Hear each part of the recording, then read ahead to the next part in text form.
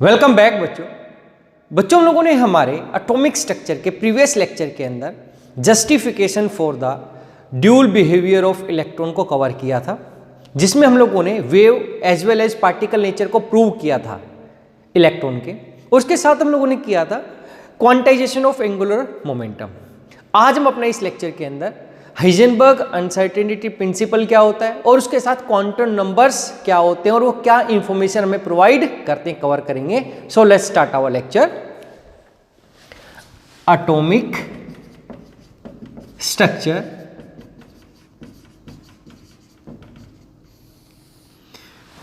तो सबसे पहले हमारे पास आता है Heisenberg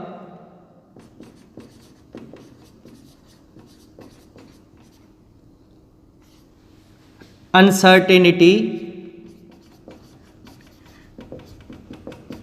principal.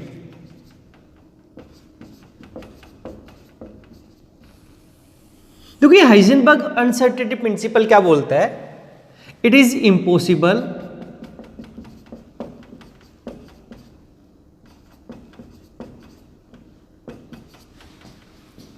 To exactly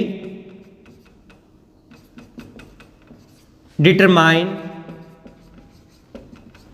the position as well as momentum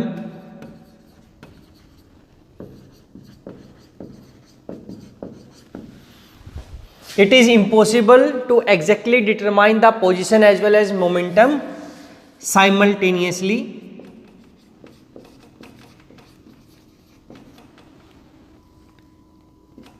of a moving microscopic particle।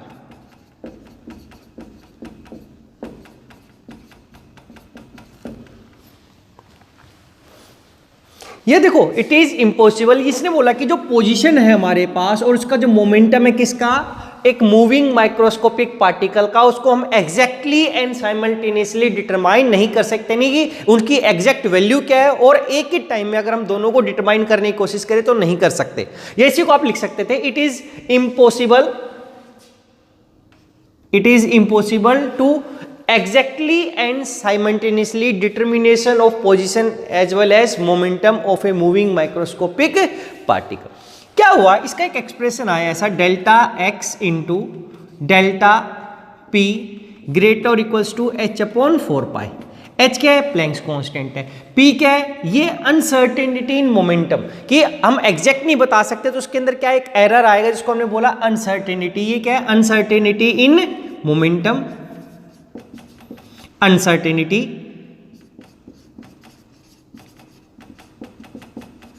ये किसमें, uncertainty in position, position uncertainty. इसने बोला कि अगर हम पोजीशन को एग्जैक्टली डिटरमाइन करेंगे तो मोमेंटम में एरर आएगा, अगर मोमेंटम को करेंगे तो इसमें आ जाएगा। तो क्या हुआ, देखो अगर इसी को मैं ऐसा लिखा, डेल्टा एक्स इंटू मोमेंटम क्या होता है, एम डेल्टा वी, क्योंकि मास तो फिक्स हो गया उसी पार्टिकल का, इक्वल्स टू एच अपॉन 4 पाई, कि ग्रेटर आएगा या इक्वल आ सकता है किसके, एच अपॉन 4 पाई। देखो अगर हमने बोला कि इफ अनसर्टेनिटी इन पोजीशन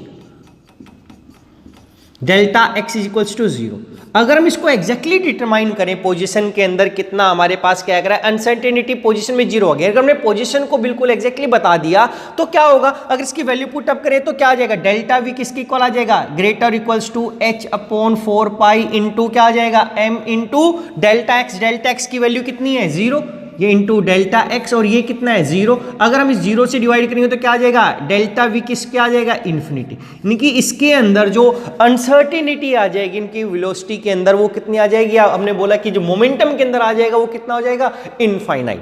तो अगर हमने इसको एग्जैक्टली निकाला तो हम इसको नहीं बता सकते, इसके अंदर एरर कितना आ जाएगा, इनफाइनाइट, या इसी को आप ऐसा लिख सकते थे, if delta x is equals to 0 then delta p equals to infinite. या इक्वली अगर क्या बोला, इफ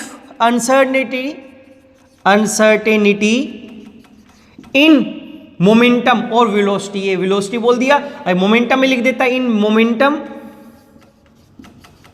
इज इक्वल्स टू 0, यानी कि delta p equals to 0, then delta x कितना हो जाएगा, delta x is equals to कितना, इनफाइनाइट। या आप मोमेंटम की जगह वेलोसिटी के अंदर बोल देते हैं कि हम एग्जैक्टली वेलोसिटी को निकाल दे, उसका मोमेंटम बता दे, तो हम उसकी पोजीशन नहीं बता सकते। तो ये था हाइजेनबर्ग अनसर्टेनिटी प्रिंसिपल। तो देखो इसको किस लिए बोला, अभी हम देखेंगे प्रूव करके कि इसके बेस पे हम बता सकते हैं कि इलेक्ट्रॉन न्यूक्लियस के अंदर एग्जिस्ट नहीं कर सकता है। इसके बेस पे देखेंगे न्यूमेरिकल के रिस्पेक्ट में। तो देखो क्या हुआ, अगर आपको किसी की पोजीशन डिटरमाइन करनी है, एक इलेक्ट्रॉन था मेरे एटम के अंदर जो मूव कर रहा है इस तरीके से, तो उसकी एक इलेक्ट्रॉन अगर हम पार्टिकल के रिस्पेक्ट में देखें तो उसकी एक पोजीशन होगी। जैसे एक ट्रक मूव कर रहा है तो उसकी पोजीशन चेंज हो रही है, इसको आप देख सकते हो नेक हाइट से, और उसके साथ साथ उसकी क्या है, कुछ वेलोसिटी है। लेकिन माइक्रोस्कोपिक पार्टिकल्स के रिस्पेक्ट में आप क्या कैसे पता करते हो उसकी पोजीशन और उसकी वेलोसिटी, हम क्या करते हैं, रेडिएशंस डालते हैं, रेडिएशन स्ट्राइक करके वापस आते हैं तो हमें पता चलता है। जैसे हमने क्या देखा कि जो ट्रक मूविंग आ रहा है, जो एक मैक्रोस्कोपिक पार्टिकल है जो बड़ा है जिसको हम देख सकते हैं, उसके ऊपर हम रेडिएशंस आ रही हैं हमारे पास, स्ट्राइक होकर हमारी रेटिना पे गिर रही है, फिर हमारे जो ब्रेन क्या है उसको सिग्नल को जज कर रहा है कि भाई कितनी स्पीड से आ रहा है, तो उसको हम जज कर पा रहे हैं कि उसकी स्पीड कम है या ज़्यादा है, और साथ के साथ हम बता सकते हैं उसकी पोजीशन कहाँ कहाँ पर है, क्या उसने 1 मीटर मूव कर लिया, उसने 100 मीटर मूव कर लिया, इस तरीके से। लेकिन जब हम देख नहीं सकते तो हम क्या करते हैं, यहां पे रेडिएशंस डालते हैं पोजीशन या इसकी वेलोसिटी को डिराइव करके। जब रेडिएशन स्ट्राइक करते हैं तो ये वापस आती हैं, तो हम उसको क्या करते हैं, डिटरमाइन करते हैं कि रेडिएशंस को हमारे पास कि अब ये क्या हुआ। इसका डे टू डे लाइफ में एग्जांपल है कि आपने रडार सुना है। रडार क्या होता है कि जो भी अगर हमारे कंट्री के अंदर किसी कंट्री का एरोप्लेन आता है, मूविंग एरोप्लेन आता है इस तरीके से, अगर मूव कर रहा है तो हम क्या करते हैं,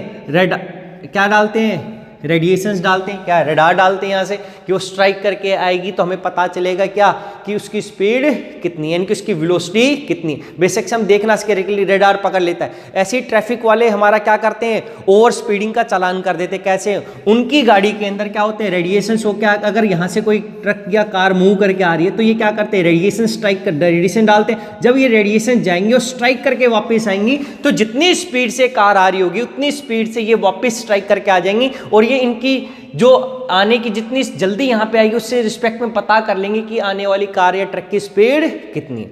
ऐसे हम एरोप्लेन्स का करते हैं, ऐसे हम लोग क्या करते हैं, ट्रैफिक वाले क्या करते हैं, चालान करते हैं हमारा। तो क्या करें, हम रेडिएशंस डालते हैं एग्जैक्ट पता करने के लिए, फिर रेडिएशन स्ट्राइक करके वापस आते हैं तो हम उनको वापस से क्या करते हैं, नोट डाउन करते हैं कि उनके अंदर कितनी चेंज आई, कितनी स्पीड में कितनी जल्दी आई है, तभी हम बता सकते हैं उसकी स्पीड या ऐसी पोजीशंस कितनी है।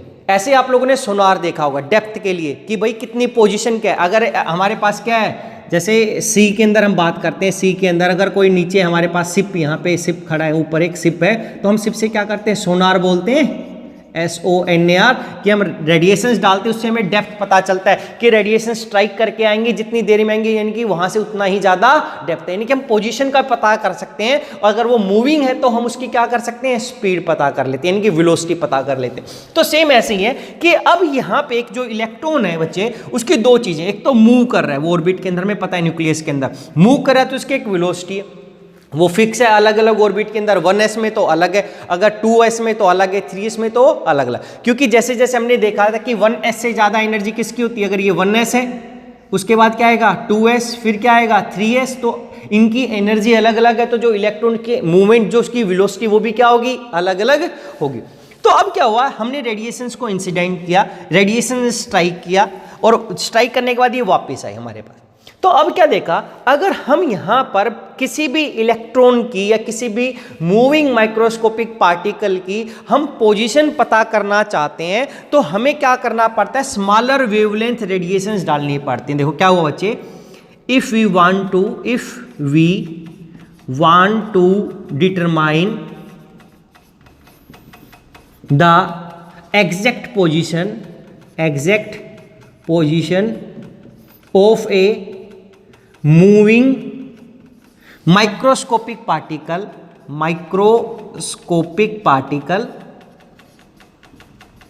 then we have to incident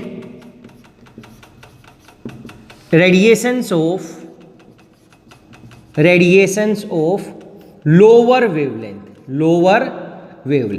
हमें लोअर वेवलेंथ की रेडिएशंस को स्ट्राइक करना पड़ता है अगर हम उसकी क्या बताना चाहते हैं, एग्जैक्ट पोजीशन। देखो यानी कि वेवलेंथ का मतलब क्या हो गया, अगर कोई रेडिएशन है इसका मतलब इसकी वेवलेंथ ज़्यादा है, क्योंकि यहाँ से कंप्लीट हो, अगर ऐसे किया इसकी तो इसकी वेवलेंथ कैसी कम।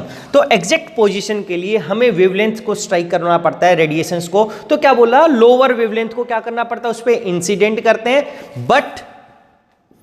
बट क्या हुआ, हमें पता है E इक्वल्स टू क्या होता है, एच म्यू क्या होता है, एच सी बाई लैम्डा। अगर वेवलेंथ कम है तो एनर्जी क्या हो जाएगी, ज्यादा। But lower wavelength radiations have higher energy. अब क्या हुआ, अगर इसकी एनर्जी ज्यादा होगी, जैसे ही स्ट्राइक करेगा उसका कुछ मोमेंटम ट्रांसफर हो जाएगा और इसकी वेलोसिटी में क्या आ जाएगा, चेंज आ जाएगा। देखो क्या हुआ, क्या बोला कि लोअर वेवलेंथ रेडिएशन जब हम यूज करते हैं बच्चे, तो उससे होता क्या है कि जब ये स्ट्राइक करेंगी सो है, but lower wavelength radiation higher energy, so there will be transfer of momentum, there will be transfer of momentum, या हम बोल सकते हैं there will be transfer of momentum, या क्या बोल दो, energy from these radiations to electrons, या अभी हमने क्या बोला, माइक्रोस्कोपिक पार्टिकल बोलता, माइक्रोस्कोपिक पार्टिकल लिख सकते हैं, to these radiation, from these radiation to microscopic particle. और अभी हम माइक्रोस्कोपिक पार्टिकल क्या लेके चल रहे हैं, electron. As a result of which there comes a uncertainty, या there comes a uncertainty in its velocity, या एज ए रिजल्ट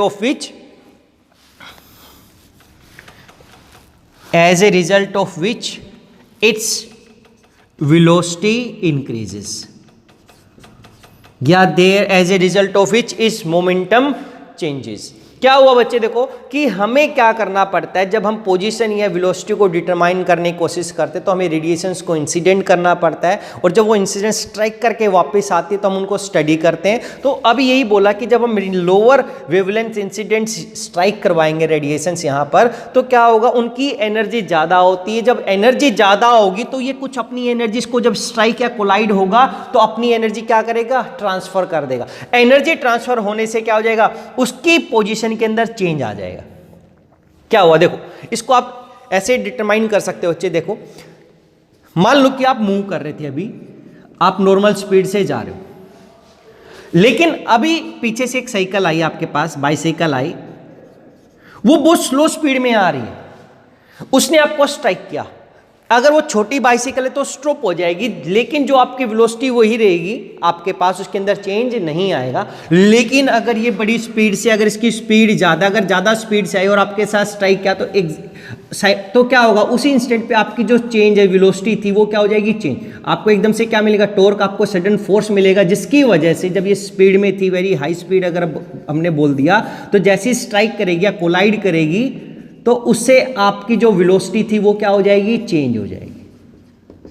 या बोला जो आपकी जो चलने की जो स्पीड थी वो क्या हो जाएगी, चेंज हो जाएगी।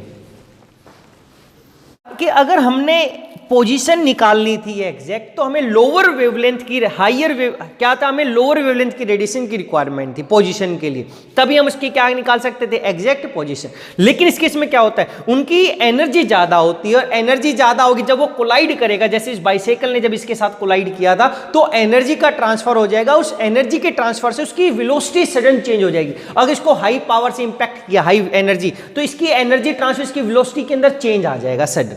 तो यहां पर क्या हुआ, x निकाला तो किसमें अनसर्टेनिटी आ गई, हमारे पास वेलोसिटी में। या इसी का सेकंड केस अगर हम बोलेंगे कि if we use wavelength radiations of higher wavelength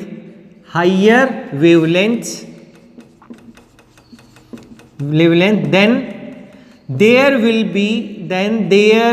be uncertainty in the position। क्या हुआ देखो, अगर हमने बोला कि वेवलेंथ कैसी होगी, हाई वेवलेंथ वाली यूज करेंगे, हाई वेवलेंथ यूज करेंगे, तो क्या होगा, इनकी एनर्जी कैसी होगी, कम होगी, लेस एनर्जी होगी। और जब लेस एनर्जी वाली रेडिएशन स्ट्राइक करेगी तो मेरे पास एनर्जी का ट्रांसफर नहीं होगा, पहले ही कम है, तो नो एनर्जी ट्रांसफर, हमने बोला नो एनर्जी ट्रांसफर। अगर एनर्जी का ट्रांसफर नहीं होगा तो उसकी जो वेलोसिटी में चेंज नहीं आएगा, वेलोसिटी नॉट चेंज। इसका मतलब यहां पे वेलोसिटी में चेंज नहीं आएगा जो यहां। लेकिन क्या हुआ, जो हायर वेवलेंथ की रेडिएशंस होंगी तो इससे हम उसकी एग्जैक्ट पोजीशन को नहीं बता सकते, क्योंकि इससे एनर्जी में वेलोसिटी में चेंज नहीं आया। इसका मतलब क्या हुआ, उसके मोमेंटम में चेंज नहीं आया जब इसने कोलाइड किया। लेकिन एक तो ये होती है, पोजीशन को निकालने के बच्चे हमें एग्जैक्ट छोटी वेवलेंथ की रेडिएशंस की रिक्वायरमेंट होती है, ताकि जब ये लोअर वेवलेंथ वाली स्ट्राइक करे तो हमें पता चल जाए। अदरवाइज ये कोलाइड ही नहीं कर पाएंगे इसके साथ हायर वेवलेंथ वाली प्रॉपर वे से इफेक्टिवली, तो हमें इसकी पोजीशन नहीं पता चलेगी।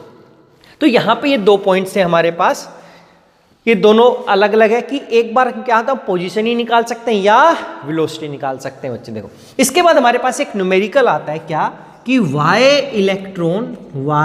Electron can't exist in nucleus,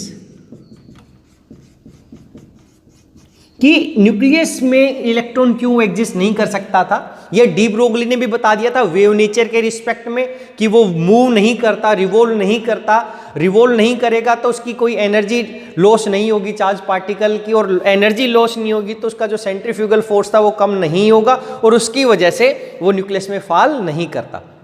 dual behaviour की वजह से हमने एक्सप्लेन कर दिया था लास्ट लेक्चर के अंदर। तो देखो इसने क्या बोला, why electron can't exist in nucleus. देखो बच्चे क्या हुआ, अगर हमने बोला, मान लेते हैं for example if an electron is present inside nucleus, is present in A nucleus. Nucleus का चार्ज जो साइज होता है, देखो क्या होता है, न्यूक्लियस का साइज होता है हमारे पास 10⁻⁻15 मीटर, इतना होता है। तो देखो क्या, मान लिया कि ये न्यूक्लियस था मेरे पास एटम का, तो मेरा एक इलेक्ट्रॉन ये इतना साइज है 10⁻⁻15, तो यहां पर भी हो सकता है, यहां पर, यानी कि ये यहां पर हो सकता है, यहां पर या कहीं। मान लेते कि यानी कि इसने एरिया में वो कहीं पर भी प्रेजेंट हो सकता है। इसका मतलब अनसर्टेनिटी कितनी आ गई उसकी पोजीशन में, 10⁻⁻15 ही मीटर है, क्योंकि वो इतने एरिया में कहीं पर भी हो सकता है। तो इससे क्या पता चला, then the uncertainty in the position of electron कितनी हो जाएगी, 10⁻⁻15 मीटर, और ये क्या हो जाएगा, डेल्टा एक्स। क्यों, क्योंकि वो इतने एरिया में कहीं पर भी हो सकता है, एक बार यहां पर था, एक बार यहां पर। तो देखो कितना डिस्टेंस है, 10⁻⁻15 मीटर एरिया में कहीं पर भी हो सकता था। अब हमें क्या पता चला, अकॉर्डिंग टू, अगर हम उसकी वेलोसिटी निकाले कि अगर वो एरिया में प्रेजेंट है तो उसकी अनसर्टेनिटी वेलोसिटी में कितनी आएगी, then according to Heisenberg uncertainty principle क्या हुआ, देखो delta x into m delta v is equals to h/4π, greater या इक्वल अगर मैंने बोला कितना इक्वल हो सकता है, तो यहां से वैल्यू पुट अप करें तो क्या आएगा, delta v is equals to h/4π into delta x और इंटू एम। तो देखो क्या हुआ, इसकी वैल्यू पुट अप कर दे, h की वैल्यू क्या होगी, 6.6 into 10⁻34 kg metre square second inverse, divided by क्या हुआ 4, पाई की वैल्यू क्या होती है, अरे 22/7, तो 7 ऊपर आ जाएगा। डेल्टा एक्स कितना है, 10⁻15 मीटर। अब क्या हुआ, मास कितना होता है इसका, 9.1 इंटू 10⁻31 kg। तो केजी से केजी कैंसिल, एक मीटर से मीटर, तो मीटर पर सेकेंड स्क्वायर आ गया, मीटर पर सेकेंड आ गया। और जब इसको डिवाइड मल्टीप्लाई किया तो मेरे पास delta v change in velocity में कितना आ गया, एरर जो अनसर्टेनिटी इन वेलोसिटी आएगी वो आएगी 5.7 इंटू 10⁻10 मीटर पर सेकेंड, कि इसकी वेलोसिटी इतनी ज्यादा होगी। अब देखो जो वेलोसिटी ऑफ लाइट होती है हमारे पास क्या होती है, अरे 3 इंटू 10⁻6 मीटर पर सेकेंड होती है। तो ये क्या हुआ, this is even greater than this uncertainty is even greater than velocity of light।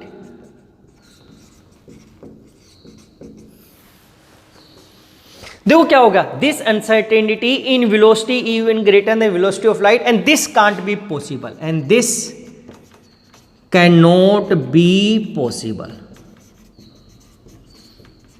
क्या बोला कि भाई बोला अगर इलेक्ट्रॉन न्यूक्लियस के अंदर होगा तो उसकी मैक्सिमम अनसर्टेनिटी पोजीशन में इतनी आ गई, अगर पोजीशन में इतनी अनसर्टेनिटी है तो उसकी जो वेलोसिटी होगी वो कितनी हो जाएगी मेरे पास 5.7 इंटू 10 मीटर पर सेकेंड। अरे ये इवन ग्रेटर है वेलोसिटी ऑफ लाइट, तो कह रहा है कि ये वेलोसिटी ऑफ लाइट से भी ज्यादा उसकी वेलोसिटी हो जाएगी। ऐसा पॉसिबल ही नहीं है, हमारे पास कोई ऐसी कोई ऐसा माइक्रोस्कोपिक पार्टिकल एग्जिस्ट ही नहीं कर सकता जिसकी स्पीड वेलोसिटी की ऑफ लाइट से भी क्या हो ज्यादा, इसलिए कि इलेक्ट्रॉन न्यूक्लियस में एग्जिस्ट नहीं कर सकता। तो ये हमने देखा किसके बेस पे, हाइजेनबर्ग अनसर्टेनिटी प्रिंसिपल के बेस में कि इलेक्ट्रॉन न्यूक्लियस के अंदर एग्जिस्ट नहीं कर सकता। इसके बाद हमारे पास आता है क्वांटम नंबर्स।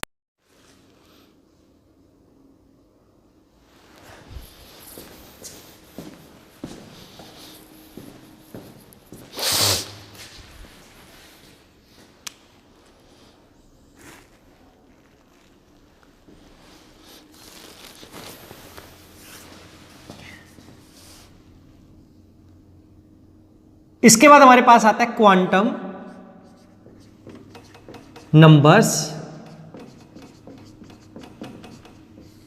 तो क्वांटम नंबर्स होते क्या है, तो इनको अलग अलग डिफाइन कर देते हैं, अलग अलग डेफिनेशन बोल सकते हैं इनकी। सबसे पहले क्या होते हैं, these are the constants which are used obtained in the solution of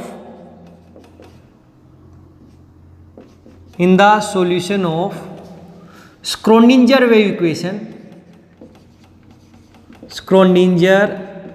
wave equation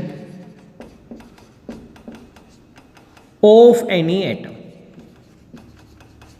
देखो अभी पता चलेगा भी हमारे पास श्रोडिंगर वेव इक्वेशन क्या होती है, कि जनरली जो कांस्टेंट नंबर्स होते हैं ये कांस्टेंट्स होते हैं जो कि हमें मिलते हैं जब हम श्रोडिंगर वेव इक्वेशन को सोल्व करते हैं। किसी भी एक एटम के लिए हम जब इस इक्वेशन को सोल्व करते हैं तो हमें कुछ कांस्टेंट की रिक्वायरमेंट होती है, उन कांस्टेंट को ही हमने बोल दिया क्वांटम नंबर्स। तो जनरली इनको हमें ये मिलते हैं जब हम ये सोल्व कर लेते हैं, ये बाद में हमें मिलते हैं, तो इनको बाद में स्टडी करना चाहिए, लेकिन फिर हमें बार बार इनका यूज करेंगे, इसलिए हम इनको पहले कवर कर लेते हैं कि क्वांटम नंबर्स होते क्या हैं, ताकि जब हम इस श्रोडिंगर वेव इक्वेशन करें तो आपको पता चल जाएगा कि एक्चुअली बताते क्या हैं ये कांस्टेंट, जो ये क्या इंफॉर्मेशन में प्रोवाइड करते हैं।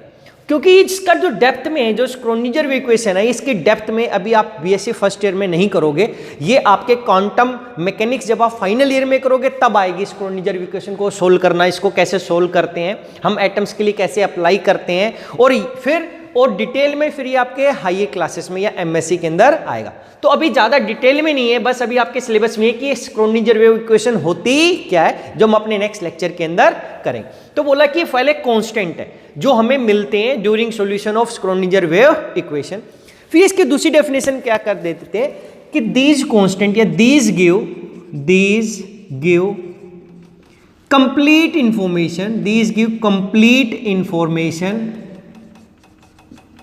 अबाउट ऑर्बिटल्स, या ऑर्बिटल्स को क्या लिख सकते हैं, ऑर्बिटल्स होते क्या है, area where electrons are present.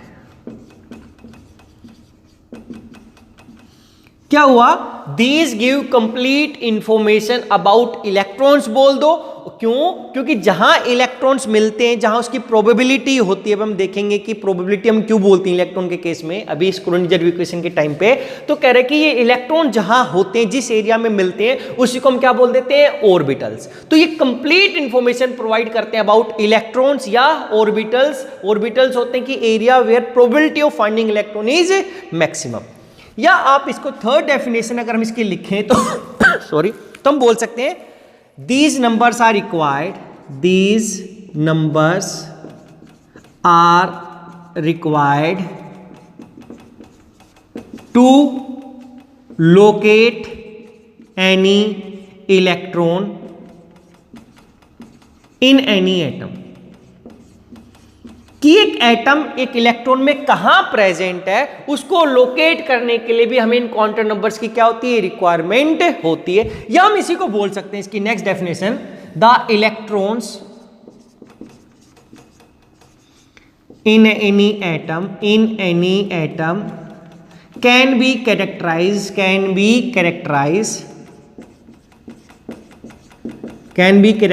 by a set of 3 numbers या 3 numbers called quantum numbers, या by a set of 3 quantum numbers। Overall अगर हम बोलें तो ये कंप्लीट इंफॉर्मेशन देंगे किसी भी इलेक्ट्रॉन के बारे में। उसके लिए जो नंबर्स हम यूज करते हैं उनको बोलते हैं क्वांटम नंबर्स। तो सबसे पहले हमारे पास आता है principal quantum number, principal quantum number.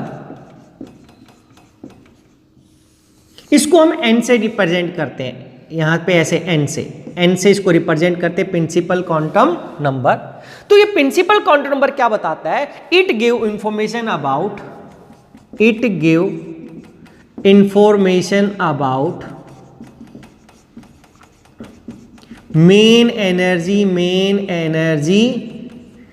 Level और सेल, ऐसा कर सकते हैं level oblique shell, which an electron occupy या वेयर इलेक्ट्रॉन इज प्रेजेंट। अभी हम देखेंगे कि बोलता क्या। फर्स्ट पॉइंट क्या बताता है, ये कंप्लीट इंफॉर्मेशन देगा किसके बारे में, अबाउट मेन एनर्जी लेवल और shell which an electron occupy या वेयर इलेक्ट्रॉन्स आर प्रेजेंट, कि इलेक्ट्रॉन जहां प्रेजेंट होगा। या ये सेकंड जो इंफॉर्मेशन देता है, इट गिव इंफॉर्मेशन अबाउट, या इट टेल्स अबाउट, या it give information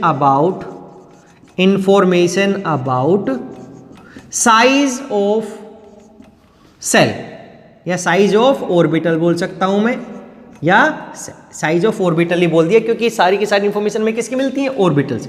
it give information about size of orbitals. Third point ये बोलता है कि ये it give information about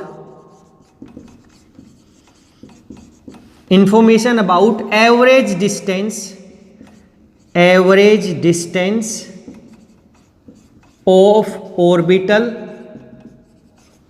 from nucleus and their energy क्या कि पहला तो बताता कि मेन एनर्जी लेवल के बारे में जहां पे इलेक्ट्रॉन प्रेजेंट होगा। ये दूसरा बताता है साइज, कि साइज कैसा है ऑर्बिटल का, छोटा या बड़ा है। थर्ड बताता है कि वो जो ऑर्बिटल है वो न्यूक्लियस से कितनी दूरी पे है और उसकी एनर्जी कैसी है। देखो बच्चे, आप इसको ऐसा बनाते हो तो कहने का मतलब क्या, ये n क्या बताता है, हम ऐसा बनाए अभी तक, जैसे ये न्यूक्लियस बनाया हम लोगों ने, तो इसके बाद हम ऐसा बनाते हैं, ये 1 सेल, फिर ये 2, फिर ये एनर्जी लेवल 3, इसको हम नाम दे देते हैं KLM। ये KLM सेल है, यानी कि मेन एनर्जी लेवल या मेन एनर्जी सेल है। और यहां पर K सेल के लिए जो हम n की वैल्यू देते हैं, n इज इक्वल्स टू 1, यानी कि फर्स्ट एनर्जी लेवल है। L के लिए हम क्या बोलते हैं, n is equals to 2, m के लिए हम क्या बोलते हैं, n is equals to 3, KLMN, फिर क्या बोलेंगे, n इक्वल्स टू 4। तो बताता है कि हमारे पास कि मेन एनर्जी लेवल क्या है, 1 है, 2 है, 3 है, 4 है, कौन सा एनर्जी लेवल है। फिर क्या बताता है, it give information about size of orbital. अब हमें पता है कि जो ये सेल है यहां पे इलेक्ट्रॉन्स प्रेजेंट होते हैं, और जहां इलेक्ट्रॉन प्रेजेंट होता है उसको बोलते हैं ऑर्बिटल, कि ऑर्बिटल में इलेक्ट्रॉन की जो प्रोबेबिलिटी होती है वो कैसी होती है, मैक्सिमम। तो यहीं पर हम इसी को ऐसे रिप्रेजेंट किया, आप ऐसे भी बोलते हो जैसे कि इसके अंदर 1s सेल होगा, इसके अंदर 2s सेल होगा, इसमें क्या होगा, 3s सेल प्रेजेंट होता है। तो क्या हुआ कि हमारे पास अगर ये न्यूक्लियस है, तो अगर मैं ऑर्बिटल के रिस्पेक्ट में बात करूं तो जो फर्स्ट एनर्जी लेवल था बच्चे, इसके अंदर हम बोलते हैं कि 1s सेल प्रेजेंट है। कौन सा ऑर्बिटल प्रेजेंट है यहां पर, 1s। फिर क्या हुआ, जो ये दूसरी सेल है इसके अंदर मेरा दूसरा एक इलेक्ट्रॉन प्रेजेंट होगा, इलेक्ट्रॉन की प्रोबेबिलिटी होगी सेकंड सेल में, जिन ऑर्बिटल्स को हम बोलेंगे 2s। क्या बोलेंगे, सेकंड के अंदर 2s। इसमें और भी प्रेजेंट होते भी देखेंगे। तो यहां पे क्या है 2s, फिर ऐसे ही हमारे थर्ड सेल में क्या प्रेजेंट होगा 3s। अब उसको मैंने ऑर्बिटल के रिस्पेक्ट में दिखाया सेल को, तो यहां पर क्या हो गया 3s। तो बोला जाता है कि 1s की एनर्जी क्या होगी, देखो ये न्यूक्लियस से 1s इतनी दूरी पे है एवरेज डिस्टेंस। फिर क्या होगा, जैसे जैसे n की वैल्यू इंक्रीज होगी मेरे पास डिस्टेंस बढ़ जाता है, किसका न्यूक्लियस से, किसका ऑर्बिटल का। As the value of n increases, as the value of n increases, क्या बोल देते हैं, साइज ऑफ ऑर्बिटल्स इंक्रीजेस, या मैं बोल सकता हूं डिस्टेंस ऑफ, एवरेज डिस्टेंस या distance of orbitals from nucleus increases. ऐसे ही देखो, अब मैंने इसके रिस्पेक्ट में दिखाया, तो ये डिस्टेंस r1 था, तो यहां से कितना आएगा r2, यहां पे डिस्टेंस कितना हो गया r3, तो 1s से क्या हो जाएगा 2s, उससे ज्यादा क्या हो जाएगा 3s। तो ऐसा करने से मेरे पास क्या हो गया, डिस्टेंस भी इंक्रीज हो रहा है, और हम क्या बोलते हैं कि जैसे जैसे डिस्टेंस बढ़ता है साइज भी बढ़ रहा है, हमारे पास इसका साइज भी क्या हो रहा है, इंक्रीज हो रहा है। और थर्ड हम क्या बोलते हैं कि उसकी एनर्जी भी क्या हो जाती है, इंक्रीजेस, एनर्जी भी क्या हो जाएगी, इंक्रीजेस, कि जैसे जैसे डिस्टेंस बढ़ता है न्यूक्लियस से वैसे वैसे उनकी एनर्जी भी क्या हो जाती है, इंक्रीज हो जाती। तो यहीं से मैं पता चला कि 1s 2s 3s है, तो क्या हो जाएगा कि इनकी एनर्जी, डिस्टेंस और साइज क्या हो जाता है, इंक्रीज। यहां पे एक पॉइंट भी लिख सकते हैं हम लोग, क्या लिखा जाता है कि for any monovalent, for any monovalent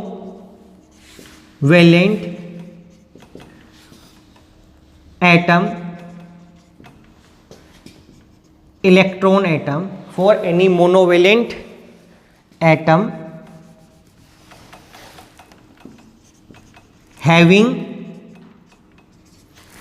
only one electron, energy of orbitals is given by value of n only.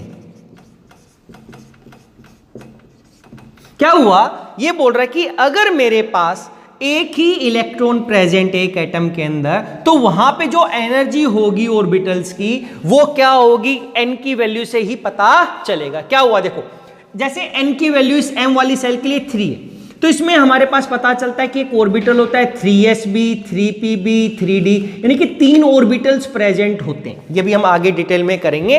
तो क्या बोला कि एक ऐसा एटम जिसके अंदर एक ही इलेक्ट्रॉन प्रेजेंट होगा, तो उसके अंदर किसी भी n के लिए, अगर इन सभी में देखो ये क्या हो गया 3s 3p 3d, तो इनकी जो एनर्जी, इनकी जो वैल्यू होगी वो किससे पता चलेगा, केवल इस 3 वाली से, क्योंकि ये 3 वाली सेल के अंदर प्रेजेंट है। तो ये 3 क्या बताता है, 3 रिप्रेजेंट करता है ये थर्ड सेल में प्रेजेंट है ये ऑर्बिटल, तो उनकी एनर्जी किससे पता चलेगी, energy of orbital given by value of n only. इनकी एनर्जी क्या रहेगी, सेम रहेगी।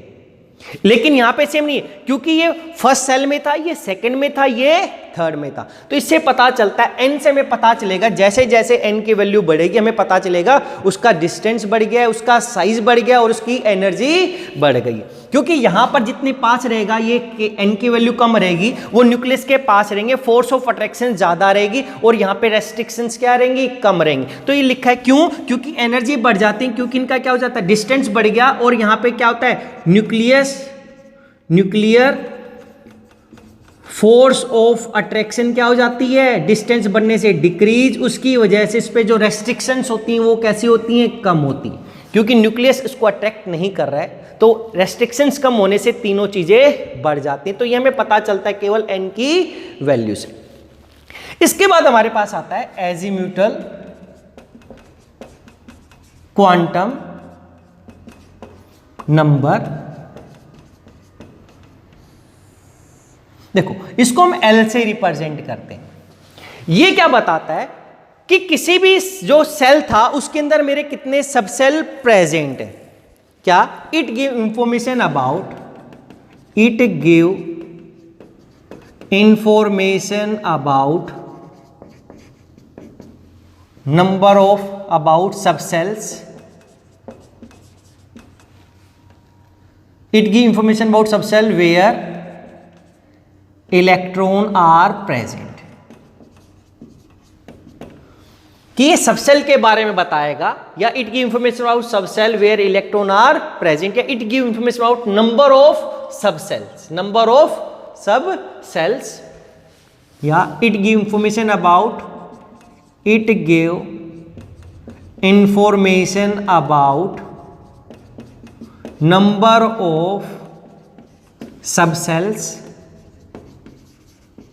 इन एनी एनर्जीज लेवल, या सेल जो फर्स्ट प्राइमरी एनर्जी लेवल था ये वाला, या ये देखो इसने बताया था साइज के बारे में, ये बताता है शेप के बारे में। It give information about, it give information about shape of orbital, कि ये ऑर्बिटल किसके बारे में बताता है, उनकी शेप कैसी है। देखो अब हम लिख सकते हैं for any given principal quantum number अगर हमने बोल दिया n है, देयर विल बी, अब ये l के बारे में बता रहा है, तो यहां पे जो आएगा for any given principal quantum number there will be 0 to n-1 azimuthal quantum numbers, azimuthal quantum numbers. If L is equals to 0, तो जो L की वैल्यू अगर 0 आ गई तो हम बोलते हैं स्फेरिकल होता है शेप। ऑर्बिटल की इसकी शेप कैसे होगी, स्फेरिकल शेप। अगर L की वैल्यू 1 है तो हम बोलते हैं डम्बल शेप, ऐसा होता है L की स्फेरिकल, ऐसा बनाते हैं हम। अब ये जो L की वैल्यू 0 हम देखेंगे कैसा भी हो, डम्बल शेप होता है, तो हम इस ऑर्बिटल को हम ऐसा बनाते हैं क्योंकि शेप के बारे में हमें इंफॉर्मेशन प्रोवाइड करता है। फिर L की 2 आ जाती है तो हम ऐसा बनाते हैं, डबल डम्बल शेप। इसको बोलते हैं S ऑर्बिटल्स, S, इसको बोलते हैं P, और यहां पे बोलते हैं, इनको बोलते हैं D।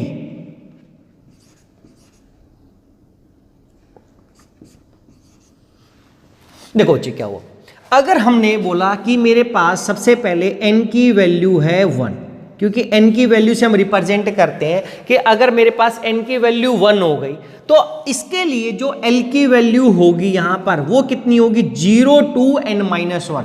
तो 0 तो आएगा ही आएगा, और n-1 का मतलब 1 - 1 0, तो 0, यानी कि जितना मेरे पास n की वैल्यू रहेगी उतने ही उसके अंदर सब सेल प्रेजेंट होंगे। एक टाइप से कितनी है, एक था तो इसमें एक ही प्रेजेंट है, उसको 0 से रिप्रेजेंट किया, और 0 को रिप्रेजेंट किसका मतलब इसका मतलब इसके अंदर S ये प्रेजेंट है, S सब सेल प्रेजेंट है, या P ये ऑर्बिटल S ऑर्बिटल प्रेजेंट है। तो ये इस 0 को हम किससे करते हैं, S से, तो इसको हम लिख लेते हैं S तरीके से कि इसके अंदर S तो प्रेजेंट होगा जिसकी शेप स्फेरिकल होगी, और इसको हम 1S बोल देते हैं कि इसके अंदर केवल क्या प्रेजेंट है, 1, क्योंकि इस 1 वाले के अंदर एक ही प्रेजेंट है ये S, तो ये S भी किसका, इस 1 का है। इस तरीके से अगर n की वैल्यू क्या हो गई, 2, n की वैल्यू कितनी आ गई, 2, तो यहां पर इसके लिए जो L की वैल्यू होगी मेरे पास, एक तो होगी 0, कितनी, 0, क्यों, क्योंकि L की वैल्यू कहां से, 0 to कितना होता है, n-1, तो n की वैल्यू यहां पे कितना है, 2 - 1 कितना है, 1, तो ओवरऑल 0 और 1। तो 0 किसको रिप्रेजेंट करता है, S को, और 1 किसको रिप्रेजेंट करता है, P को, यानी कि इसके अंदर 2, जब ये सेकंड नंबर था L वाली थी तो इस L में मेरी n की वैल्यू थी 2, तो n की वैल्यू 2 है, तो ये मेन सेल था, इसके अंदर 2 सब सेल बता दिए, तो कौन कौन सा हो गया, एक S हो गया और एक क्या हो गया, P हो गया। तो अब ये S और P किसका है, तो इसको क्लेरिफाई करने के लिए, क्योंकि यहां पर भी S लिखा था, तो क्लेरिफाई करने के लिए 1 लिख देता हूं, क्योंकि 1 का है, तो ये 2 का ही प्रेजेंट है, ये 2S है और ये 2P है, 2 वाले का ही प्रेजेंट है P, तो इसकी शेप स्फेरिकल है, इसकी कैसी होगी, डम्बेल होगी। फिर ऐसी अगर n की वैल्यू 3 आ गई तो L की वैल्यू कितनी होती है, 0, 1, 2, और 0 रिप्रेजेंट करता है S को, 1 रिप्रेजेंट करता है P को, और 2 रिप्रेजेंट करता है D को।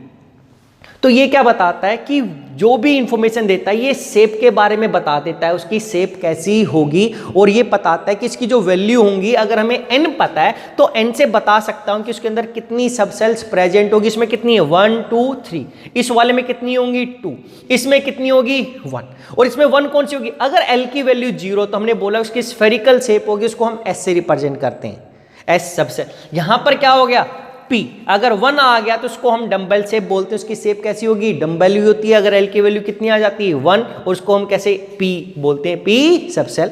ऐसे ही हमारे पास क्या हो गया D सबसेल। तो ये सेकंड था एजीम्यूटल क्वांटम नंबर। इसके बाद हमारे पास थर्ड आता है।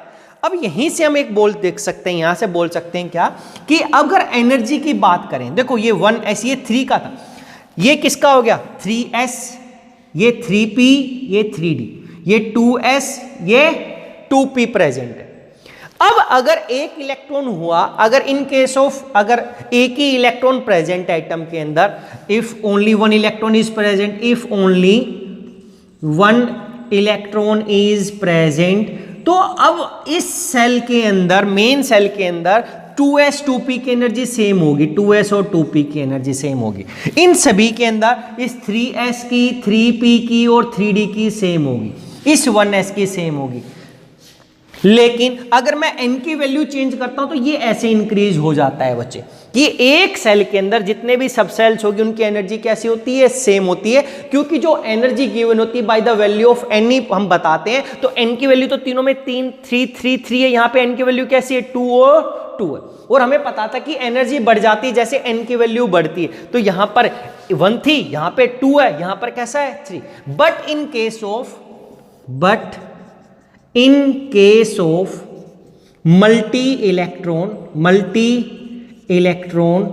मल्टी इलेक्ट्रॉनिक एटम, हम क्या बोलते हैं, energy of subshell oblique orbital increase with increase in value of L।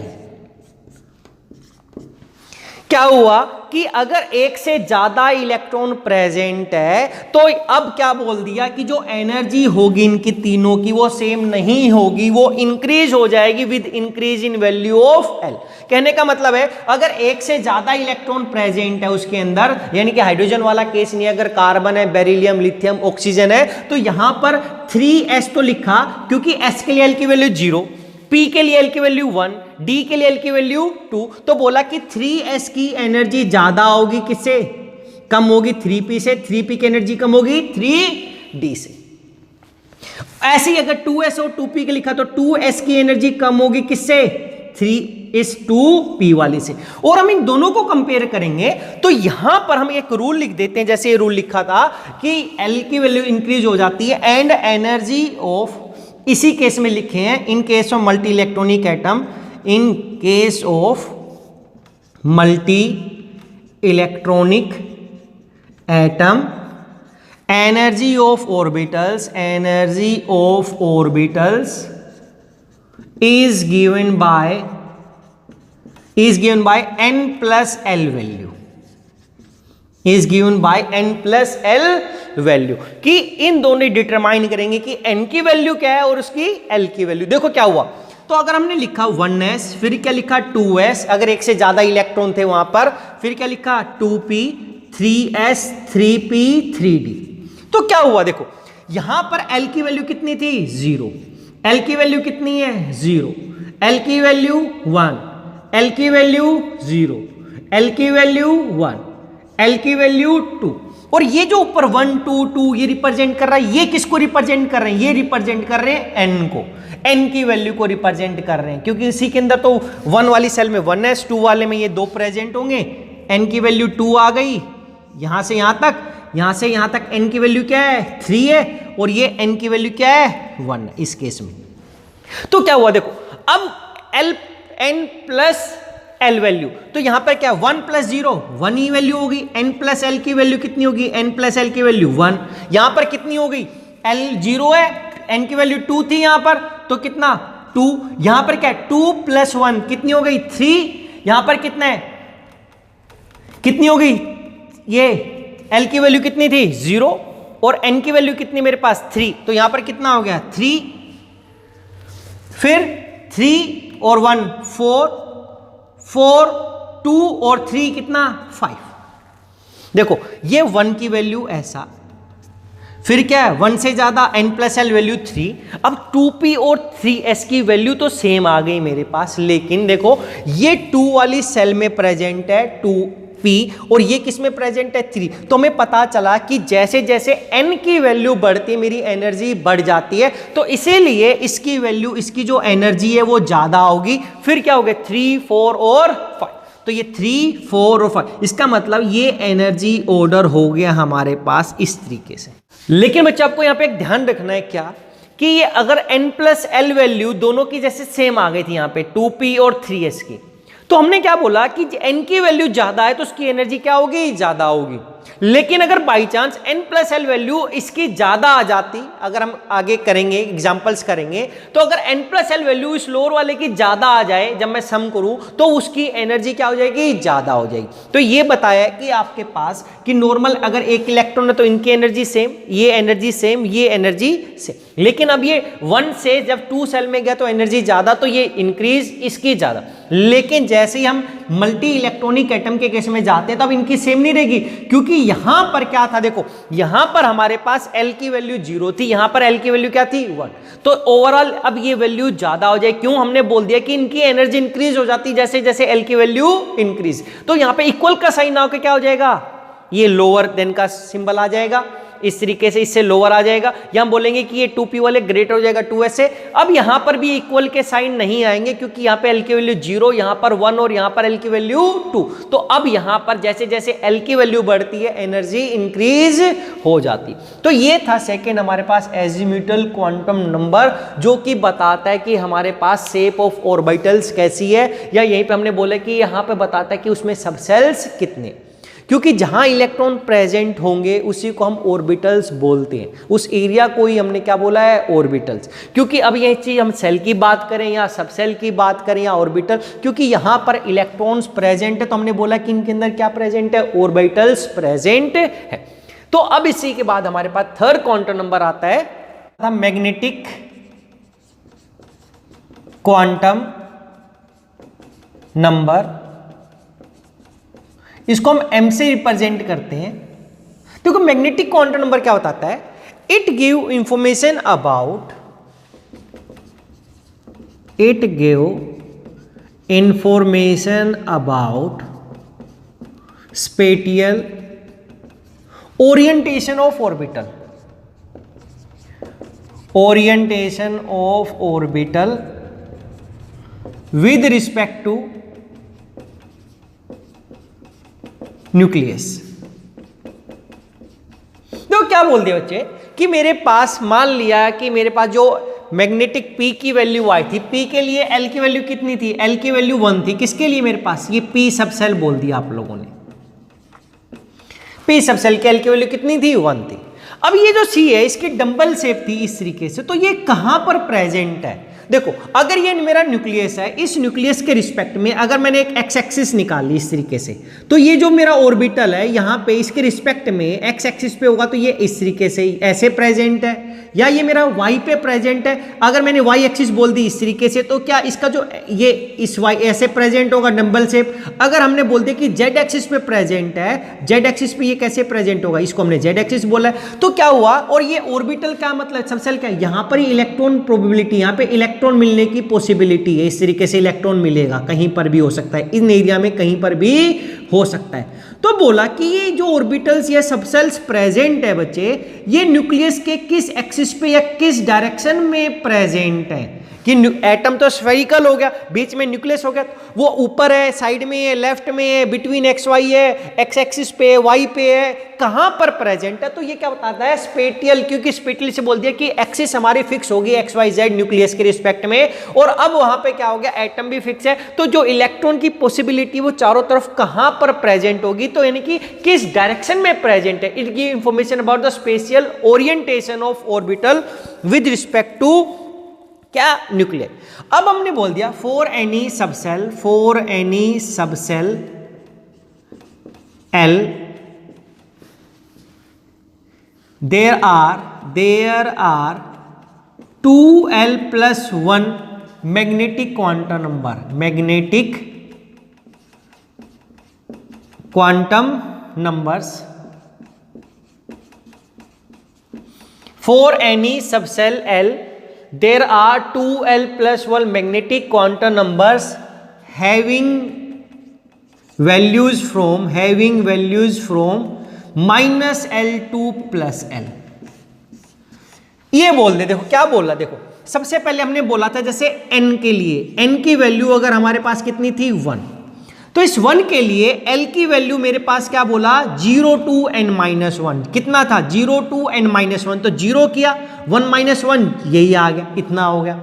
अब यहां पर आपने क्या देखा m की वैल्यू क्या होगी इस L के लिए, इस L के लिए वैल्यू इतनी है, तो हमने क्या बोला there will be 2l+n1 magnetic quantum numbers. तो यहां पर और वैल्यू कहां से होगी, तो यहां पर 2l+1 मैग्नेटिक क्वांटम नंबर की वैल्यू कितनी आ जाएगी 2l+1, L की वैल्यू कितनी है 0, L की वैल्यू 0 की तो कितनी वैल्यू आएगी, देखो 1 वैल्यू आएगी, ये 1 आंसर नहीं आया, आंसर क्या आएगा -L to +L, तो -L कितना था मेरे पास 0 और +0, तो अरे तो इसकी जो वैल्यू आएगी 1 वैल्यू है, लेकिन वो वैल्यू क्या है, तो m की वैल्यू यहां पर कितनी है 0। तो देखो क्या लिखा, इसको हम ऐसा लिखते हैं, फर्स्ट हम लिखते हैं n की वैल्यू n, उस n के बाद उसकी m की वैल्यू लिखी जाती है, तो इसके लिए m की वैल्यू एक ही थी, सॉरी L की वैल्यू लिखी जाती है, ये n 0 to n-1 होती है, 0 to n-1, उसके बाद m की वैल्यू क्या होती है 2l+1, टोटल वैल्यू क्या होंगी -L to +L, ऐसा।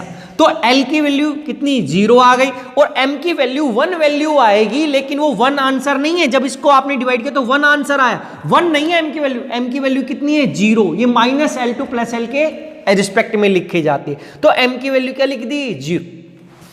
अगर N की वैल्यू 2 होती है हमारे पास, तो इस 2 के लिए L की वैल्यू क्या आ गई थी मेरे पास, देखो 2 वैल्यू थी, तो सेकंड जब हमने सेकंड सेल की बात की तो इसके अंदर हमारी कितनी सब सेल होंगी 2 है, तो 2 ही वैल्यू मिलेंगी, एक तो 0 होगी, दूसरी क्या मिलेगी n-1 तक, तो यहां से क्या है 0, L की वैल्यू 0 आ गई, और दूसरी क्या है जैसे n-1, तो 2 - 1 कितना 1, तो 0 और 1 2 ही वैल्यू आई थी हमारे पास। अब इनके लिए क्या हुआ, देखो m की वैल्यू, इसके लिए m की वैल्यू कितनी है 2l+1, तो कितनी वैल्यू मिलेगी इसके लिए 1 वैल्यू आएगी, 1 के लिए कितनी आएगी 2l+1, L की वैल्यू 1 है, तो 2 + 1 कितनी 3 वैल्यूज आएंगी। अब ये वैल्यू कौन कौन सी होंगी, जब 1 वैल्यू आती तो वो 0 को रिप्रेजेंट करते हैं, लेकिन जब 3 वैल्यू आती है तो कितना -1 0 और +1, तो जब m की वैल्यू इस केस में जब हमारे पास देखो क्या आ गई, L की वैल्यू 0 थी तो m की वैल्यू 0 ही रहेगी, लेकिन जब L की वैल्यू 1 है तो वहां पर m की 3 वैल्यू होंगी -1 0 और +1। क्यों, क्योंकि अभी तक जब 1 को हमने p से रिप्रेजेंट किया था, इस 1 को हमने क्या बोला था p, ये p था ऐसा, लेकिन अब p में बोल दिया कि इस p के अंदर 3 हिस्से हो गए, एक हमने बोलते हैं -1 0 +1, जिसको हमने px py और pz ऑर्बिटल बोल देते, py और pz, यानी कि अब एक जो हमारा इस तरीके से बचा था कि जो पहले एक सेल था, ये न्यूक्लियस था, इसके अंदर ये फर्स्ट मेरी k सेल थी, ये मेरी दूसरी k L, फिर क्या था m था, यानी कि इस k के अंदर मेरे पास क्या प्रेजेंट है, केवल देखो n की वैल्यू कितनी थी 1, n की वैल्यू 2, n की वैल्यू 3, इस 1 वाली के अंदर मेरे पास केवल एक L0 प्रेजेंट है, इसमें क्या प्रेजेंट है L0, और जब L0 होता है तो मेरे पास एक S ही प्रेजेंट, इसको मैं क्या बोलता हूं 0 होता है तो केवल S प्रेजेंट है, और ये कौन सा 1 में तो 1S, और इसके अंदर M की वैल्यू भी, इसके लिए M की वैल्यू भी कितनी है 0। जो एक S है ये इस तरीके से बनाती है, टूटा हुआ नहीं है, स्फेरिकल है, या इसको अगर हम बनाए तो हम इस तरीके से एक ही ऑर्बिटल दिखा सकते हैं कि जो ये सबसेल था जिसके अंदर ये 1s है ये प्रेजेंट, इसको हमने एक ही बनाया, ये ब्रेक नहीं हुआ क्योंकि इसके अंदर और कुछ प्रेजेंट नहीं है, इसमें m की वैल्यू भी कितनी है 0। लेकिन n की वैल्यू जब 2 आ गई तो इस 2 के लिए मेरे पास दो चीजें हैं, L की वैल्यू 0 और L की वैल्यू 1। इसका मतलब इसके अंदर मेरे पास इस वाले सेल के अंदर दो सबसेल प्रेजेंट है, जब 0 होता तो मैं क्या लिखता हूं, यानी कि L की वैल्यू क्या थी 0 और एक L की वैल्यू क्या थी 1। इसका मतलब ये 0 किसका है 2 वाले का 0 है, तो इसके अंदर ये 0 होता तो क्या लिखता हूं 2s प्रेजेंट है और एक क्या प्रेजेंट है 2p प्रेजेंट, तो ये p हो गया ऐसा, एक p ये एक s, एक सिंगल ऐसा। अब n की वैल्यू जब हमने 3 लिखा, अब m की वैल्यू के ऊपर देखते हैं। देखो m की वैल्यू क्या बताती है कि इसके अंदर एक ही ओरिएंटेशन हो सकती है, इसके अंदर अलग अलग ओरिएंटेशन नहीं हो सकती, क्योंकि ये स्फेरिकल है। तो स्फेरिकल आप अलग अलग रिस्पेक्ट में नहीं दिखा सकते, न्यूक्लियस के चारों तरफ स्फेरिकल होगा, उसकी कोई अलग अलग ओरिएंटेशन नहीं हो सकती है स्फेरिकल की। तो अब यहां पर a की वैल्यू तो ये एक ही है, ये एक ही रहेगा, s के रिस्पेक्ट में ही है, ये ऐसा, ये s का s ही है। जो पहले s था यहां पर कौन सा था, ये 2p था, और ये कैसा था 2s प्रेजेंट था मेरे पास, एक ही ऐसा ही था। तो ये अब क्या देखा, लेकिन अब इसके लिए m की वैल्यू देखूं तो m की वैल्यू भी इसके लिए कितनी है 0, तो इसका मतलब ये ऐसे का ऐसा ही है, लेकिन इसके लिए मेरे पास m की वैल्यू 3 आ गई। m की वैल्यू कितनी है -1 0 और +1, तो यानी कि जो अब ये एक p वाला ऐसा रिप्रेजेंट किया हुआ है, इसको मैं 3 में डिवाइड कर दूंगा, m की वैल्यू -1 ये 0 और ये +1, और इसको क्या लिखूंगा, ये जैसे 2px 2py 2pz, यानी कि अगर m की वैल्यू -1 है तो 2px, इसी के अंदर इसके अंदर 2 और आ गई, ऑर्बिटल्स आ गई, सबसेल के अंदर 2 ऑर्बिटल्स आ गई इस तरीके से, कि 3 में डिवाइड हो गया। ये जो एक सबसेल था ये 3 में डिवाइड हो गया, 3 पार्ट्स में, एक की वैल्यू m की -1 है, एक की 0 और एक की कैसी है +1। तो यहां पर ये है तो 2p का ही पार्ट, लेकिन इसके लिए m की वैल्यू -1, ये 0 और ये +1, क्यों, क्योंकि एक x ओरिएंटेशन x डायरेक्शन में है, एक y में और एक किसमें है z में, तो ये डायरेक्शंस को रिप्रेजेंट किया हुआ है। तो इसके लिए l की 3 वैल्यू पॉसिबल हो सकती है। लेकिन अगर n की वैल्यू 3 लिखी तो यहां पर n की वैल्यू 3 के लिए बच्चे देखो l की वैल्यू कितनी हो सकती थी मेरे पास, l की वैल्यू क्या हो सकती है 0 1 और 2, क्योंकि जितनी n आएगा जितनी वैल्यू आएगी उतने ही l एग्जिस्ट करेंगे। 2 थे तो 2 एग्जिस्ट किए, अगर 1 था तो 1, अगर 3 है तो 0 1 2, यहां पे 3 नहीं हो सकता, क्यों, क्योंकि इसकी वैल्यू मैक्सिमम n-1 तक जा सकती है, तो 3-1 कितना 2, 0 को हम किसको रिप्रेजेंट बोलते हैं, देखो अब ये 0 है, लेकिन ये क्या है, इसका मतलब ये 3s को रिप्रेजेंट कर रहा है, 3s को, ये किसको 3p को, ये किसको 3d को रिप्रेजेंट कर रहा है। तो l की वैल्यू, क्योंकि l की वैल्यू 0 तो ये s है, l की वैल्यू 1 है तो ये p है, और ये d, हमने आगे 3 इसलिए लिख दिया क्योंकि 3 सेल के प्रेजेंट है जिसकी l की वैल्यू 0 1 2, लेकिन किसके n के रिस्पेक्ट में, तो 3s 3p 3d, यानी कि उसके अंदर 3 सेल हो गई, एक p s वाली, ये p वाला और एक d, ये सब सेल प्रेजेंट हो गई। ये सेल थी, n की वैल्यू जब बताता है तो हम बोलते हैं सेल, L की वैल्यू से हमें पता चलता है 0 1 2 3, ये क्या बताता है 3 सब सेल। अब ये सब सेल कितने में टूटा हुआ ये हमें पता पड़ेगा मैग्नेटिक क्वांटम नंबर से, कि उसकी अलग अलग ओरिएंटेशन है या नहीं है, जितनी ओरिएंटेशन होगी उतने ही पार्ट्स में होगा। अब यहां से इसके लिए m की वैल्यू कितनी हो जाएगी, इसके लिए m की वैल्यू कितनी हो जाएगी 2l + 1, क्योंकि l की वैल्यू 2 है तो कितनी 5, m की वैल्यू कितनी आ जाएगी यहां पर 2l + 1 3, और m की वैल्यू यहां पर कितनी आ जाएगी 0। इसको एक बार ऐसा करके दिखा देता हूं, तो क्या -5 कैसी, कौन कौन सी वैल्यू, ये 5 वैल्यू है बच्चे, ये 5 वैल्यू है, ये 3 वैल्यूज है, ये इसकी 1 वैल्यू है, m की वैल्यू 1 वैल्यू है, इसकी जो m की वैल्यू आएगी 1 वैल्यू है, तो वैल्यू नहीं लिखा करते हम, डायरेक्ट लिखेंगे 2l + 1, 2l की वैल्यू 0 तो 1 आएगा, तो उस 1 को एक्चुअली 1 वैल्यू को हमने कैसे रिप्रेजेंट किया, m की वैल्यू यहां पर कितनी होगी वो 0, ऐसा। तो यहां पर इसके लिए m की वैल्यू क्या होगी, s के लिए a की वैल्यू होती है, m की वो वैल्यू होती है 0, ऐसा, m की वैल्यू कितनी है 0। जब p होता है तो m की 3 वैल्यू होती है -1 0 और +1, क्योंकि -l2 +1, तो -l -1 प्लस से 3, तो ये 3 में डिवाइड होता है इस तरीके से। अब ये 3 में डिवाइड हो जाएगा, px py pz।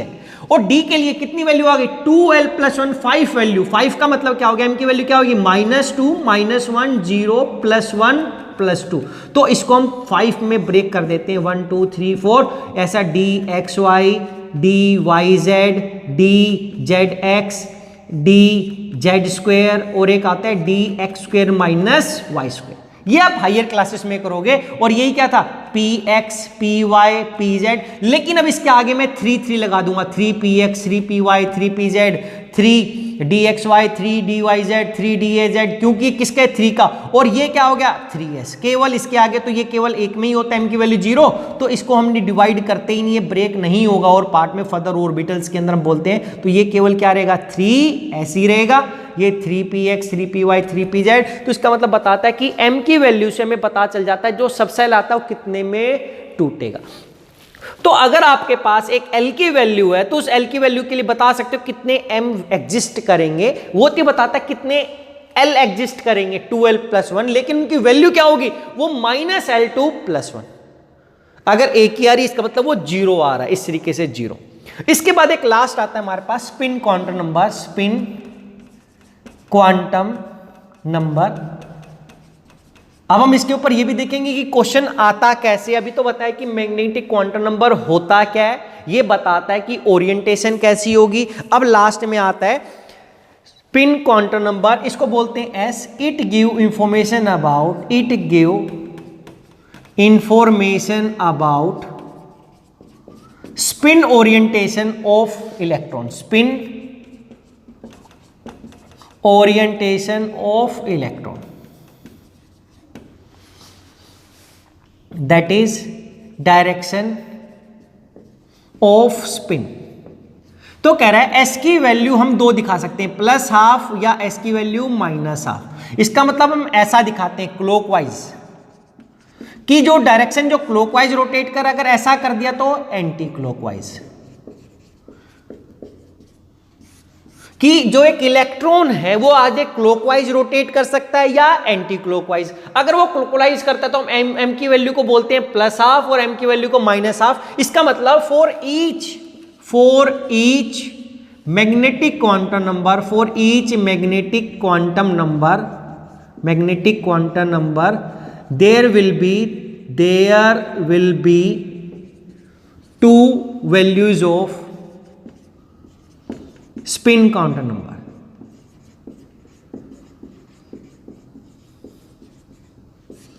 क्या मतलब है इसका, कि जितने भी हमने बताए m की वैल्यू 0, तो इसके लिए s की 2 वैल्यू हो सकती है, +½ -½ इसके लिए भी +½ -½ +½ -½ क्यों, क्योंकि इसके अंदर तो इलेक्ट्रॉन प्रेजेंट होगा, वो क्लॉकवाइज घूम सकता है या एंटी क्लॉकवाइज, उसकी चॉइस है हमारे पास। ऐसे ही अब इस m की वैल्यू -2 के लिए 2 वैल्यू, -1 के लिए भी 2 वैल्यू, 0 के लिए भी 2 वैल्यूज, 1 के लिए भी 2 वैल्यूज, +2 के लिए भी क्या हो गया 2 वैल्यूज।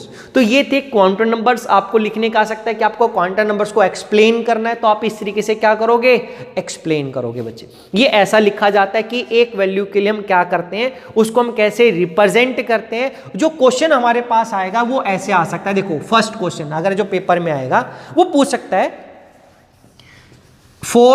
आपको बताना है for transition metal, for any transition metal which orbital have higher energy, which orbital have higher energy, किस ऑर्बिटल की एनर्जी ज्यादा होगी, और उसने लिख दिया 4s और 3d, 4s और 3d। या आपको पता है कि 3 वाला पहले आता है, ऐसा 3d लिख दिया और क्या लिख दिया 4s लिख दिया, किसकी एनर्जी ज्यादा होगी। देखो जो ये रिप्रेजेंट करता है, ये पहला n की वैल्यू को रिप्रेजेंट कर रहा है, ये रिप्रेजेंट कर रहा है n की वैल्यू को। तो इसका मतलब आपको पता है कि न्यूक्लियस के पहले n1 आएगा, फिर n की वैल्यू 2, फिर 3 और फिर 4। ठीक है, तो अगर मैं n की वैल्यू के बेस पे बोलूं तो ये ज्यादा एनर्जी का होगा, लेकिन हमने बोल दिया ट्रांजिशन मेटल, इसका मतलब एक से ज्यादा इलेक्ट्रॉन प्रेजेंट है, तो मैं केवल n की वैल्यू पे तो मैं नहीं बोल सकता इसको। अगर एक इलेक्ट्रॉन होता तो दोनों की एनर्जी सेम, मैं बता सकता था कि डायरेक्ट ही बोल सकता था 4s की एनर्जी ज्यादा होगी। लेकिन क्या लिखा, अगर ये ट्रांजिशन मेटल है तो जो एनर्जी गिवन होती है हम क्या बोलते हैं, n+l वैल्यू के बेस पे बोलते हैं। अगर ये सेम आ जाए, देखो अगर n+l वैल्यू सेम आ जाए, सेम, तो मैं बोलता हूं higher value of n, then higher value of n will have higher energy.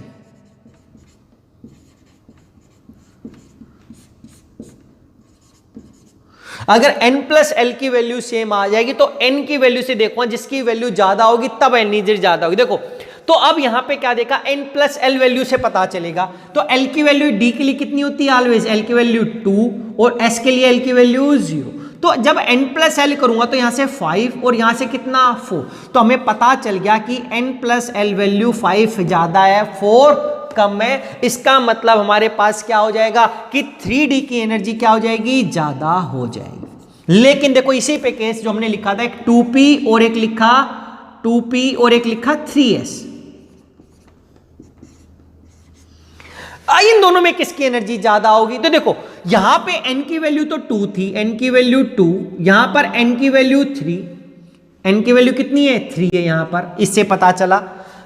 लेकिन यहां पर क्या हुआ, अगर मैं 2 3 देखूं तो n की वैल्यू, लेकिन ये अगर मल्टी इलेक्ट्रॉनिक एटम है, ये भी किसके केस में? मल्टी इलेक्ट्रॉनिक के केस में, तो आप n प्लस एल देखते हो, और जब n प्लस एल देखा तो l की वैल्यू कितनी है यहां पर? 1, और यहां पर l की वैल्यू कितनी है? 0। ये तो आपको याद रखना है कि 0 है तो s रिप्रेजेंट करते हैं, 1 है तो p, 2 करते हैं तो d। तो डबल डंबल शेप थी उसकी, d के केस में 2 आता है। तो अब यहां से n प्लस एल कितना? 3, n प्लस एल की वैल्यू 3, और यहां से भी n प्लस एल की वैल्यू 3। तो अब आप दोनों की एनर्जी सेम नहीं दिखाओगे। क्या पता चला? एक रूल है, अगर n प्लस एल की वैल्यू सेम आ जाती है then the orbital, then the term having higher value of n will have higher energy। तो यहां पर 3 ज्यादा है, n की वैल्यू ज्यादा दिखा रखा है, तो यहां पर इसकी एनर्जी ज्यादा हो जाएगी। then the term having higher value of n will have higher energy। ये ऐसा लिखते हैं बच्चे, रूल है हमारे पास। तो यहां से 2p की एनर्जी कम हो जाएगी in spite of same n plus L value, क्योंकि ये बाद में लगाते हैं, अगर सेम वैल्यू आ जाती है तो जिसकी n की वैल्यू ज्यादा उसकी एनर्जी ज्यादा, अदरवाइज जिसकी ओवरऑल n प्लस एल की वैल्यू ज्यादा उसकी एनर्जी ज्यादा। एक तो क्वेश्चन ऐसे आ सकता है, या पूछ सकता है कि क्या आपके पास whether for any atom whether 3f orbital will exist or not,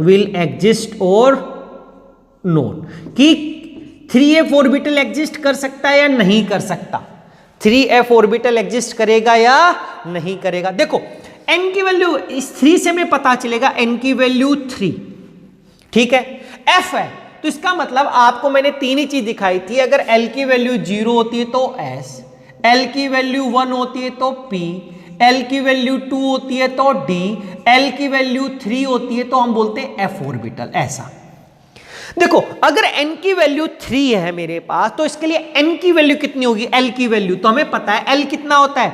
0 to n-1। अगर 3 है तो 3 ही एग्जिस्ट करेंगे इसमें। तो पहला कौन कौन सा? एक तो L की वैल्यू क्या आएगी? 0, फिर ये n-1 का मतलब 3-1 2, और 0 to 2 इसके बीच में क्या आ गया? एक 1। तो 3 वैल्यू होंगे n के लिए, 0 1 और 2। इसका मतलब n इक्वल्स टू 3 में जब 0 होता है तो मैं क्या लिखता हूं उसको? अरे s, इसको क्या लिखता हूं? p, इसको क्या लिखता हूं? d, और लिखा जाए तो इसको क्या लिखते हैं? 3s, इसको 3p, इसी को 3d। यानी कि n इक्वल्स टू 3 में आपके पास 3 ही एग्जिस्ट करेंगे, 3s 3p और 3d, 3s 3p और 3d। अरे यहां पर f की वैल्यू अगर हम देखें तो l की वैल्यू यहां पर f के लिए क्या है? 4f, f के लिए f की वैल्यू कितनी? 3। अरे n की वैल्यू 3 के लिए ये l इक्वल्स टू 3 अगर हम लिखा तो ये एग्जिस्ट नहीं कर सकता, क्योंकि l 3 एग्जिस्ट कर सकता है जब n की वैल्यू यहां पर 4 होनी थी। तो 4f एग्जिस्ट कर सकता है, 4f हो सकता है, लेकिन 3f नहीं हो सकता। क्यों? क्योंकि if n is equals to 3, then L can have only 3 values, 0 1 and 2, and 3 is not possible, क्योंकि पॉसिबल ही नहीं है। अगर ये पॉसिबल नहीं है तो 3f एग्जिस्ट नहीं करेगा, ये वैल्यू सेम नहीं हो सकती। लेकिन अगर बच्चे 4f होता तो हो सकता था, क्योंकि यहां पर n की वैल्यू कितनी है? 4, n की वैल्यू कितनी है? 4। तो l की वैल्यू क्या हो सकती थी? 0 1 2 3, 4 ही वैल्यू होंगी। लेकिन इस f के लिए भी क्या होते हैं? f के लिए l की वैल्यू कितनी होती है? 3। अरे ये 3 एग्जिस्ट कर रहा है ना, क्योंकि इसको जब हम लिखेंगे तो ये 4s, ये 4p, ये 4d और ये 4f ऑर्बिटल्स क्या होंगे? प्रेजेंट होंगे। और जब m लिखेंगे तो m हमें बताएगा कि इसके लिए ये एक ही होता है, m की वैल्यू 0, और इसके लिए m की वैल्यू 3 होती है, 0 -1 0 +1, ऐसे 3 में डिवाइड। d बताएगा ये इसकी 5 वैल्यू होती है, -2 2 +2, ये 5 में डिवाइड होता है इस तरीके से। f की वैल्यू होता है 7 में, -3 2 +3, किसकी 7 वैल्यू होती है। ये m की वैल्यू अलग अलग होगी, सभी एल की वैल्यूज के लिए। तो आपको ही बता सकता है कि एनर्जी किसकी ज्यादा होगी या कोई ऑर्बिटल एग्जिस्ट करेगा या नहीं करेगा। आपने सिर्फ ये देखना है कि पहले एन की वैल्यू क्या है, फिर एल की उसके लिए क्या क्या पॉसिबल है, उस एल के लिए फिर अलग अलग इंडिविजुअल एम की वैल्यूज होती हैं।